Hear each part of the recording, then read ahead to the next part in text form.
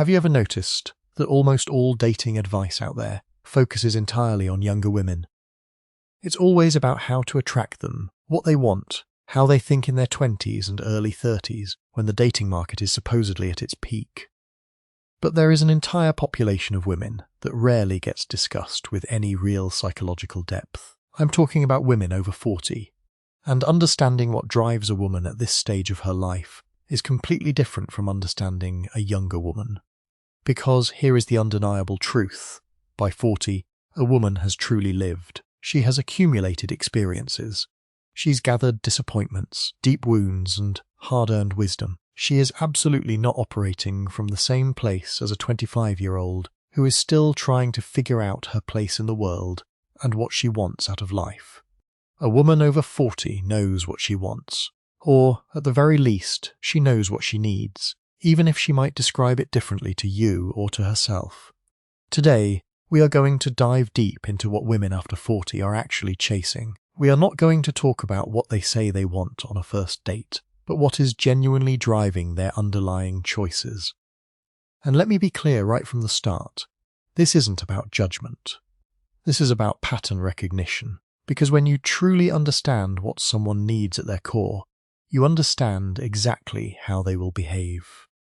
If you find value in deep psychological breakdowns like this, make sure to hit that subscribe button right now, because we are about to uncover things that most dating channels simply don't talk about. Let's get into it. The very first thing you have to understand is that the nature of attraction fundamentally changes as women age.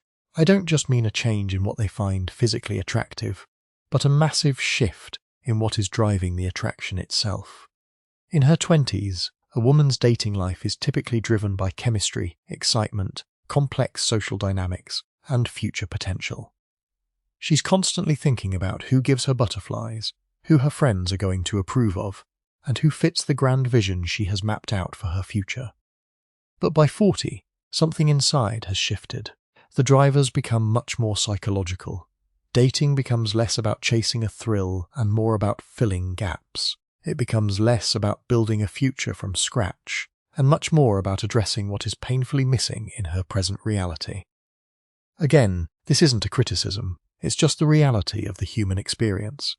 Life accumulates. Disappointments accumulate. Unmet needs accumulate over decades. And by 40, those accumulated unmet needs start driving her behavior in ways that simply weren't present when she was 25. So, the question you need to ask yourself isn't, what does she find attractive? The real question becomes, what is she hungry for? And that hunger takes very different forms depending on her unique history and psychology.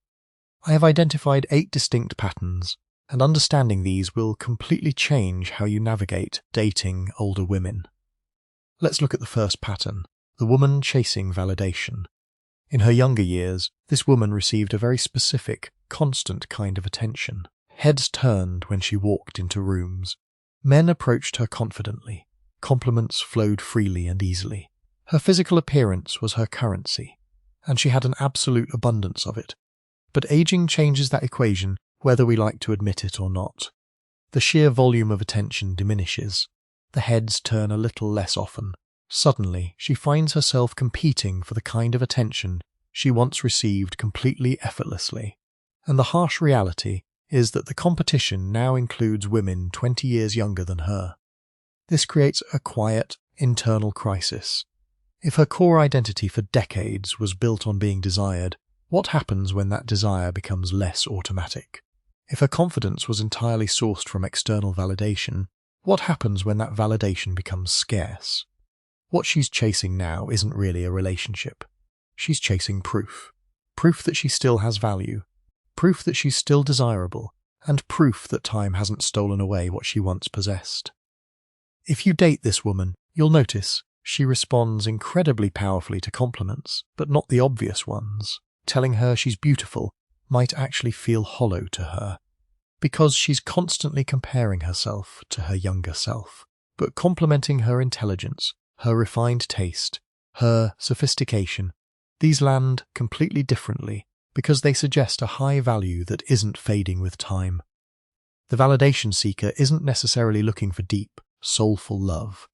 She's looking for hard evidence that she still matters, and she will attach very quickly to any man who provides that evidence consistently. Watch how she behaves on social media. Notice how she reacts when other women in the room get attention. Pay close attention to the comparisons she makes, to younger women, to her past self, to friends who seem to be aging better. The validation seeker is locked in a silent competition she ultimately cannot win, and the underlying anxiety of that competition drives all her behavior. Nostalgia becomes her primary coping mechanism. She'll reference her younger years frequently, pull out old photos, and talk about how things used to be. This isn't just innocent reminiscing. It is her way of staying connected to a version of herself that felt infinitely more valuable. Now, let's transition to the second pattern, the woman carrying deep emotional wounds. This is the woman who has been betrayed, abandoned, and disappointed repeatedly by men who promised her the world and didn't deliver. Maybe her husband left her for someone younger after 15 years of marriage. Maybe a trusted long-term partner cheated.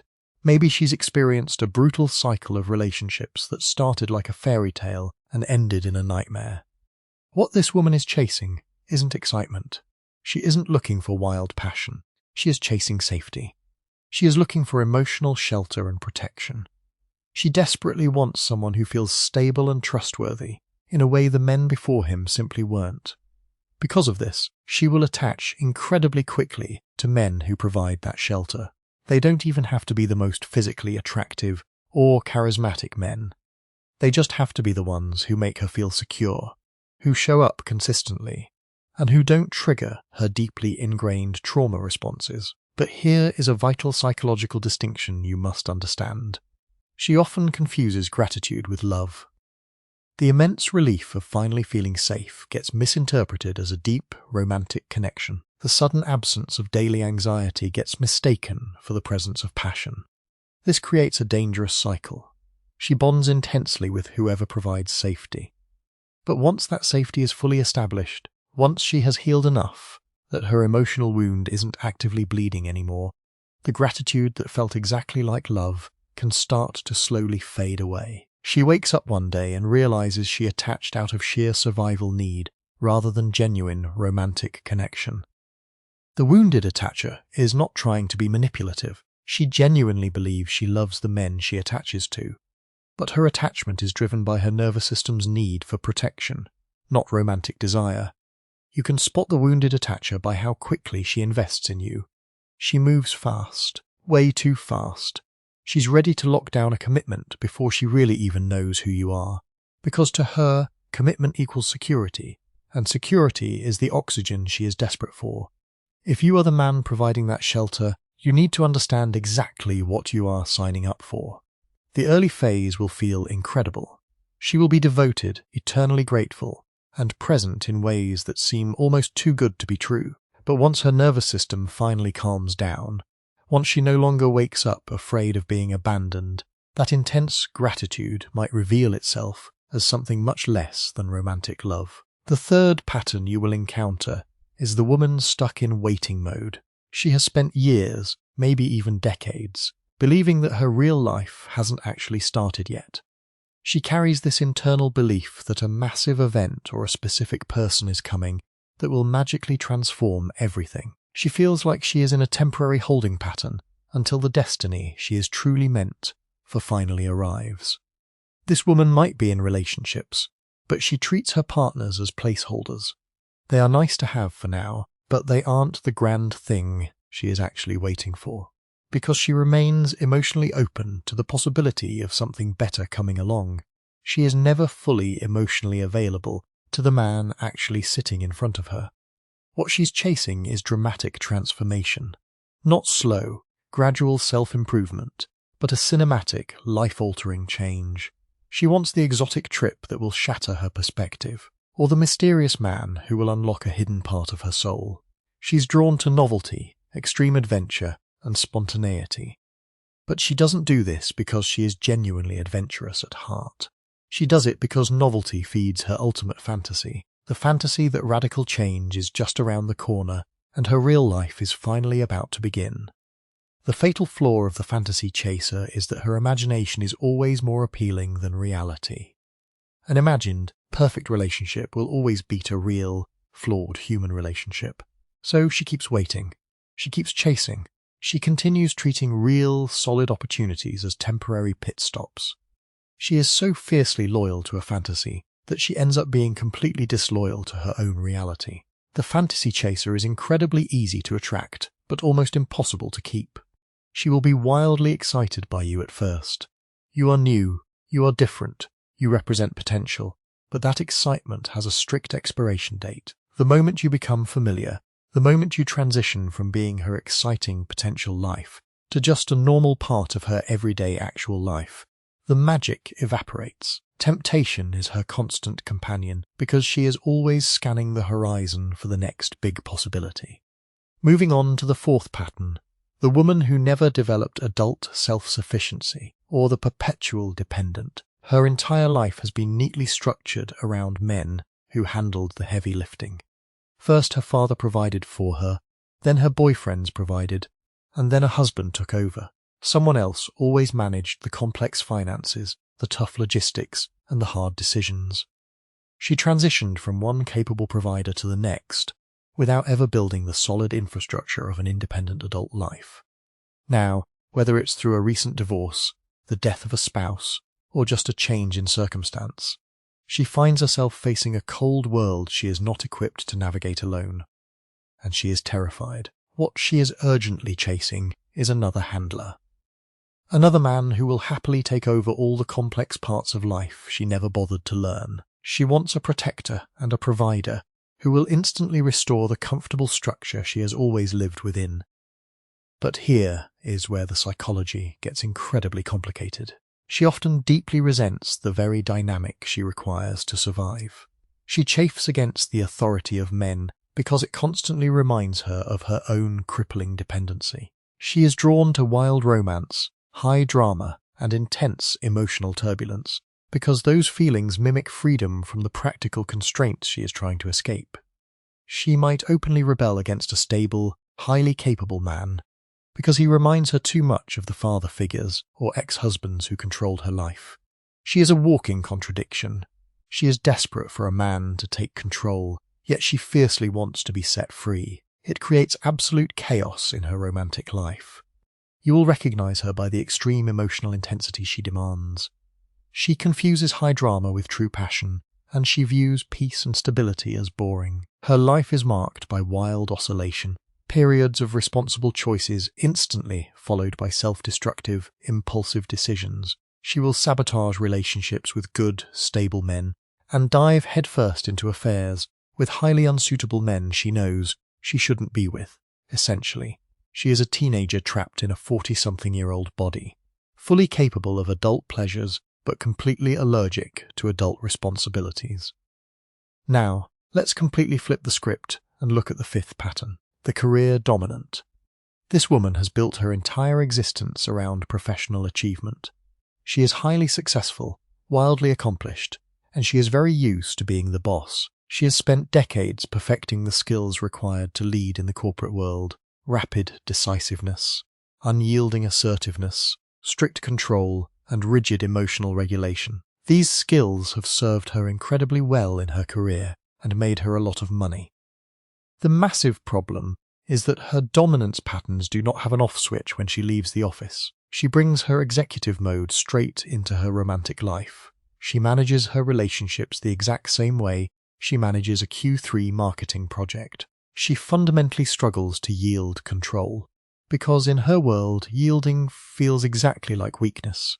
And weakness is a luxury she hasn't allowed herself to feel in 20 years. What she is chasing in the dating market is highly complicated. On a conscious level, she wants an equal. She wants a partner she can truly respect, a man strong enough that she doesn't feel like she has to manage him like an employee. But on a subconscious level, she is deeply terrified of not being in the driver's seat. She craves submission, but she fears it. She desperately wants to let go, but she quite literally doesn't remember how. This creates a push and pull dynamic that will drive you crazy. She's intensely drawn to strong, masculine men, but then immediately finds herself competing with them for dominance. She wants to be led, but the moment leadership is offered, she rebels against it. She is utterly exhausted by her own need to dominate, but she cannot stop doing it. The career dominant carries an unbelievable amount of physical and psychological tension that she doesn't know how to release. Her armor is forged from steel, but beneath all of it is a woman who desperately wants to be met by a man strong enough and grounded enough to make her feel safe enough to finally take that armor off. If you are a man attracted to high-achieving, dominant women, you must understand the paradox you are walking into. She will test your strength constantly. And she doesn't do this because she wants you to fail. She does it because she absolutely needs to know that you can handle her before she even considers surrendering.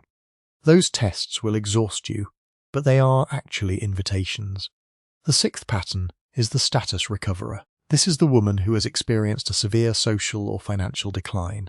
Once upon a time, she lived in a very specific world, a gated neighborhood, an elite social circle, a luxurious lifestyle.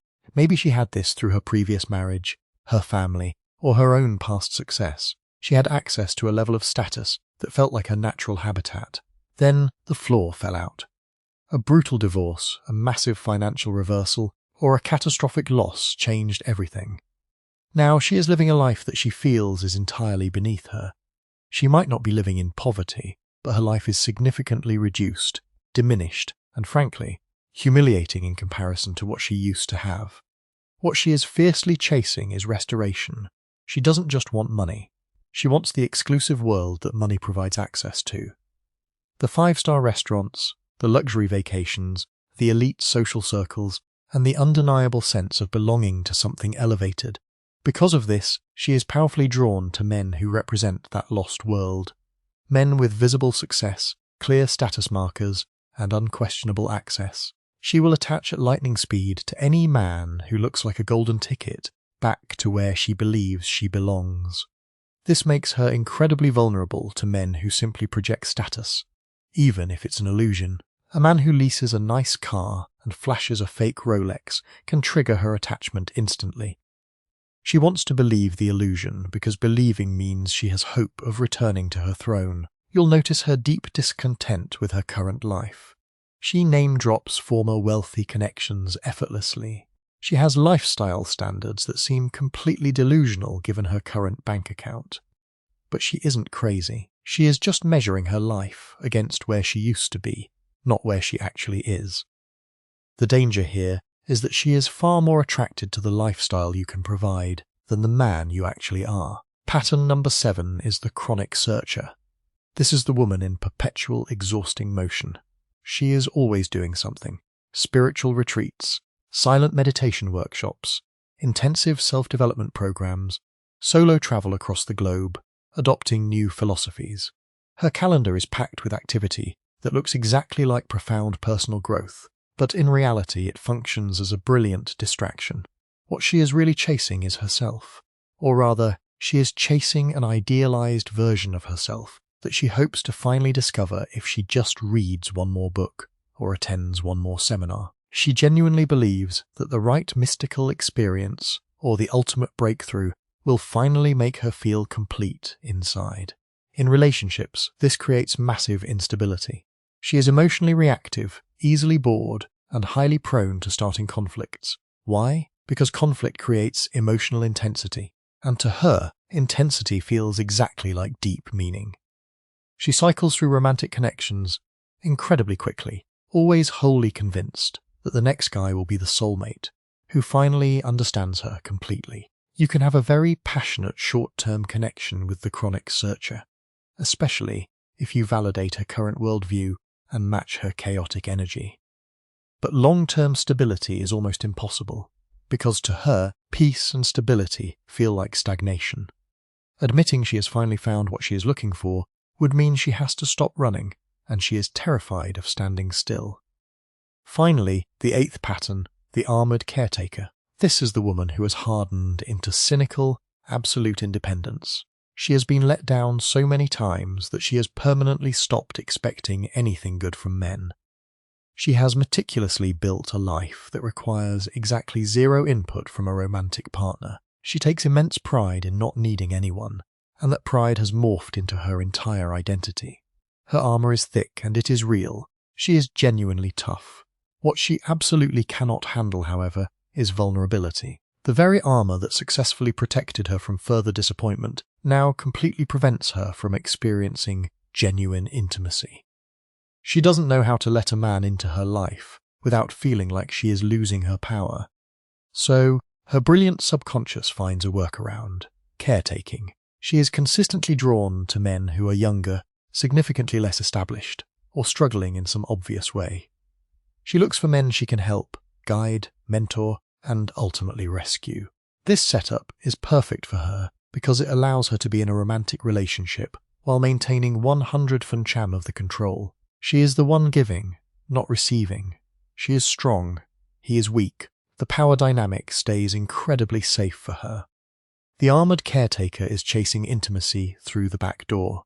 She desperately wants connection, but she can only tolerate it when she is the one providing it. Caretaking becomes her safe substitute for vulnerability. If you look at her history, it's a graveyard of men who needed her, broken men she tried to fix.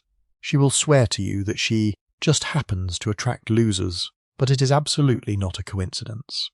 Broken men are safe. A broken man cannot threaten her emotional fortress.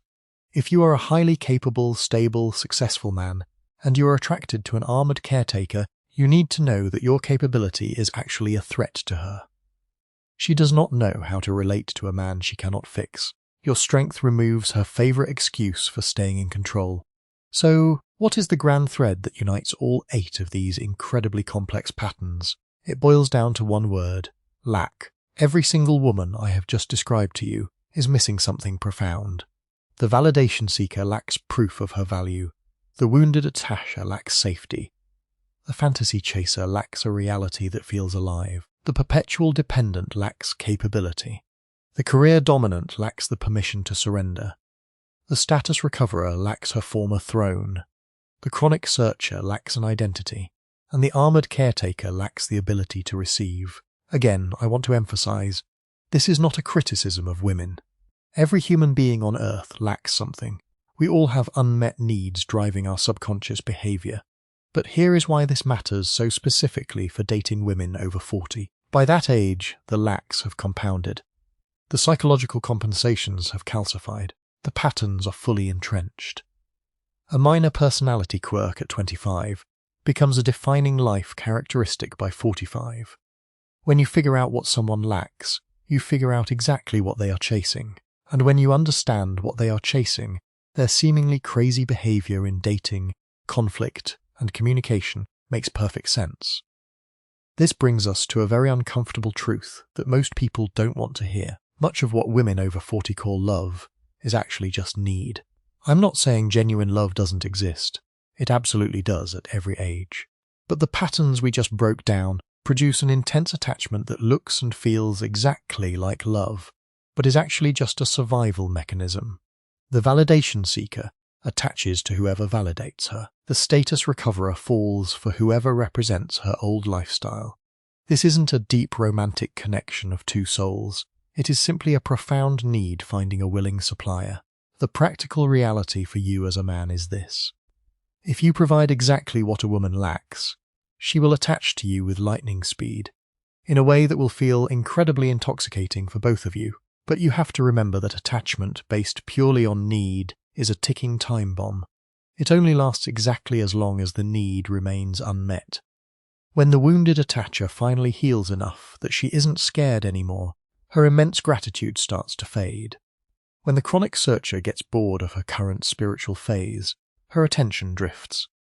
Need is fantastic at sparking a connection, but need cannot sustain a decades-long relationship. This is exactly why so many relationships that start with mind-blowing chemistry end in absolute confusion a year later. The intensity was real, but it was the intensity of supply meeting demand, not genuine love. The healthiest relationships, whether you are 20 or 60, are built on want rather than need. They are built on choosing a partner because they add incredible value to an already complete life, not because they are plugging a leaking hole in a sinking ship. Need breeds desperation. Want breeds genuine appreciation. Some of you might be listening to this and thinking that breaking down human psychology like this is cynical. You might think it reduces women to cold categories. But I challenge you to look at it differently. This isn't cynicism. This is radical understanding. When you truly understand what is driving a woman, when you look past her words and see her core needs, you can actually meet her where she is. You can provide genuine, grounded value instead of just playing pickup games and performing attraction. You can build something incredibly real because you actually understand what the foundation requires. There is absolutely nothing wrong with making a validation seeker feel truly valued. Providing safety for a wounded attacher isn't manipulation. It is a profound act of care. The psychology isn't the problem. The question is what you choose to do with the understanding. You can use this knowledge to exploit vulnerable women, or you can use it to build a deep, genuine connection with a woman whose heart you finally understand. Most relationships fail simply due to a lack of translation. You think you are building one thing, and she thinks you are building another. Understanding what women over 40 are really chasing is the ultimate prerequisite for genuine connection.